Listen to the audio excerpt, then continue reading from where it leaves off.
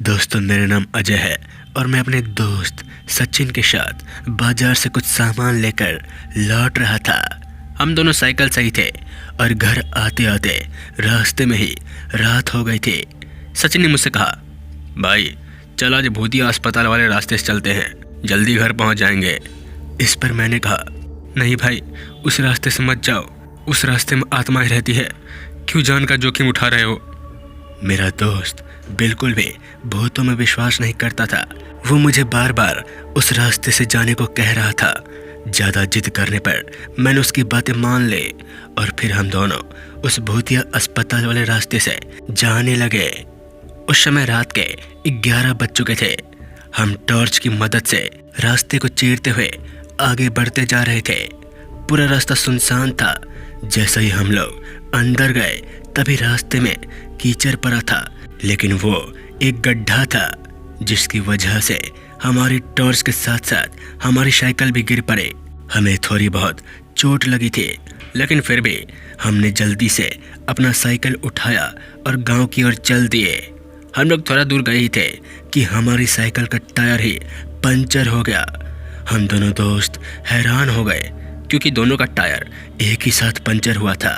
ये देखकर मैं डर गया और डरते हुए अपने दोस्त से बोला, भाई मुझे तो डर लग रहा है, यहाँ कुछ तो गड़बड़ है, हम लोगों को वापस लौट जाना चाहिए।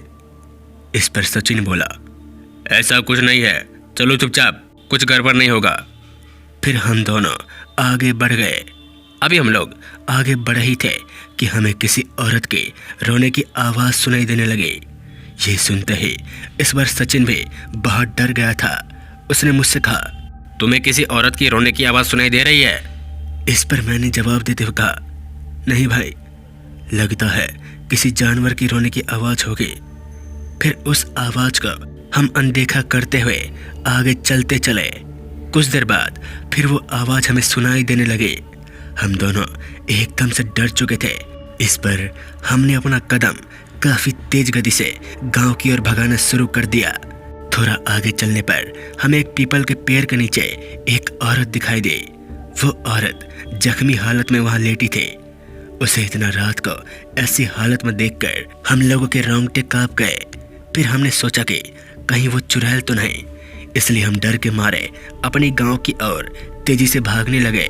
जब हमने पीछे मुड़कर देखने का सोचा कि तभी उस औरत ने आवाज लगाते हुए कहा, रुको, मेरी मदद करो, तुम लोग मुझे उस अस्पताल के अंदर छोड़ दोगे क्या? ये सुनते ही हम लोग बहुत डर गए और सोचने लगे कि वो अस्पताल तो भूतिया है, फिर उसे उस अस्पताल के अंदर क्यों जाना है। इसके बाद हमने जब पलट कर देखा तो हम हैरान हो गए क्योंकि वो अस्पताल एकदम नया बना हुआ था। उसके अंदर लाइटें जगमग कर रही थी। हमें लगा कि शायद ये अस्पताल फिर से बन गया होगा क्योंकि हम बहुत टाइम से यहाँ आए नहीं थे। ये सोचकर हम दोनों उस औरत को हॉस्पिटल के अंदर ले गए। जैसे ही हम हॉस्पिटल के अंदर गए तो हमें कुछ लोग दिखे और वहाँ पे कुछ नर्स भी थे। उस औरत ने कहा कि मुझे फर्स्ट फ्लोर पे छोड़ दो। फिर क्या था, हम दोनों उसे फर्स्ट फ्लोर पे छोड़ने के लिए आगे बढ़ गए। उसके बाद हमने उस औरत को वहाँ टेबल पर लेटा दिया और हम वहाँ से बस आने ही लगे। जैसे ही हम वापस आ रहे थे तो हमने जो देखा वो देखकर हमारे पैरों तले जमीन खिसक गई क्योंकि हमने देखा कि अभी जो अस्पताल पूरी तरह से एकदम अच्छा लग रहा था, अब वो खंडर में बदल चुका था। उसकी लाइट बंद हो रही थी, जल रहे थे।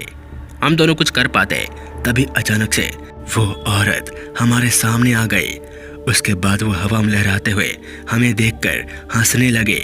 उसके चेहरे काफ़ी भयानक लग रहे थे। वो जोर जोर से हंसे जा रहे थे। वो इतनी जोर से हंस रहे थे कि मानो हमारे कान के पर्दे फट जाते। ये देखकर हम डर के मारे दरवाजा के पास पहुँचे, लेकिन दरवाज़ा बंद हो चुका था। हमने काफ़ी प्रयास भी किया मगर दरवाज़ा नहीं का नहीं खुला। अब उस हॉस्पिटल के अंदर जितने भी लोग थे सब गायब हो चुके थे और वह औरत हवा में उड़ते हुए हंसे जा रहे थे।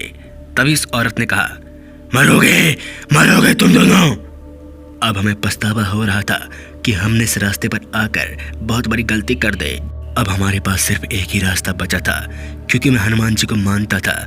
मुझे हनुमान चालीसा अच्छे से याद नहीं था, लेकिन फिर भी मैं जोर जोर से जय श्री राम का नारा लगाने लगा। इतना कहते ही वो चुड़ैल जोर जोर से चिल्लाने लगे। अब हमारे अंदर जान में जान आने लगी। वैसे डर के मारे मुझे जय श्री राम का नारा पहले सूझा नहीं था, लेकिन अब सही समय पर मुझे याद आ गया था, जय श्री राम। फिर हम दोनों दोस्त जोर जोर से भगवान का नाम लेते हुए हॉस्पिटल के दरवाजे के पास पहुंचे और खोलने का प्रयास करने लगे। फिर क्या था, हमारा प्रयास सफल रहा और साथ ही साथ वो डायन भी गायब हो चुके थे। उसके बाद हम दोनों तुरंत भागते हुए अपने गांव की तरफ जाने लगे। भागते भागते अब हमारी सांसें फूल चुकी थी, लेकिन किस्मत से हमारा गांव भी आ चुका था और हम दोनों सुरक्षित घर तक पहुंच गए। हमारे घर वाले बहुत परेशान और चिंतित थे। फिर हम दोनों ने अपने घर वाले को सारी बातें बताई जो हमारे साथ हुआ था, और तब से रात के समय हम उस रास्ते से कभी नहीं जाते। तो दोस्तों, अगर आपको ये कहानी अच्छी लगे तो हमारे चैनल फियर पॉडकास्ट को लाइक शेयर सब्सक्राइब करना ना भूलें। मिलते हैं ऐसी डरावनी कहानी के साथ, तब तक के लिए जय हिंद, जय भारत।